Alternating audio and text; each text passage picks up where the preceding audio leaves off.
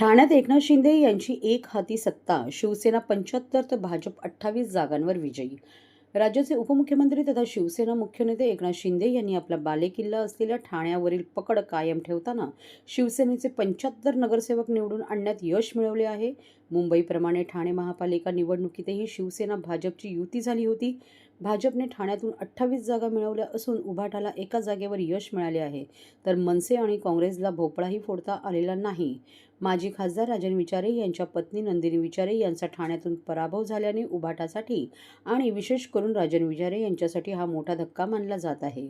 मुख्यमंत्री देवेंद्र फडणवीस यांनी गडकरी रंगायत नेते एक जाहीर सभा घेत ठाण्याच्या विकासाचा आढावा घेतला होता. अपेक्षेप्रमाणेच या ठिकाणी शिवसेना आणि भाजपचे सर्वाधिक उमेदवार निवडून आल्याने ठाणे महापालिकेत महायुतीचा महापौर बनणार आहे. ठाण्यात ठाकरे बंधूंनी जाहीर सभा घेतली, मात्र ठाण्यात याचा फारसा परिणाम दिसून आला नाही. उभाटाने मात्र प्रभाग क्रमांक 13 मध्ये आपले खाते उघडले असून व शहाजी खुपसे यांनी माजी महापौर अशोक पेत यांचा पराभव करून एक विजय मिळवला आहे. काँग्रेसचे ठाणे शहर अध्यक्ष विक्रांत चव्हाण यांचाही पराभव झाल्याने ठाण्यात काँग्रेसला देखील मोठा धक्का बसला आहे. तर गेल्या निवडणुकीत 2 जागा निवडून आलेल्या MIMने 5 जागांवर विजय मिळवला असल्याने आश्चर्य व्यक्त केले जात आहे. ठाण्यात शेवटच्या क्षणापर्यंत युती करायची की नाही यावरून वेगवेगळे मतप्रवाह असलेल्या भाजपने अखेर ठाण्यात शिवसेनेसोबत जुळवून घेतले होते.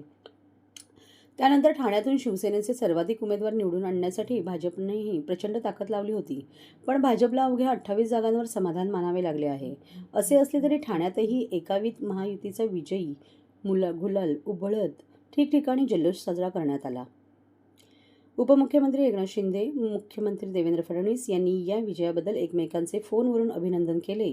ठाण्याच्या निवडणूक रिंगणात महायुती सोडून स्वतंत्रपणे उतरलेल्या अजित पवार गटाच्या राष्ट्रवादीला 9 जागांवर विजय मिळाला आहे.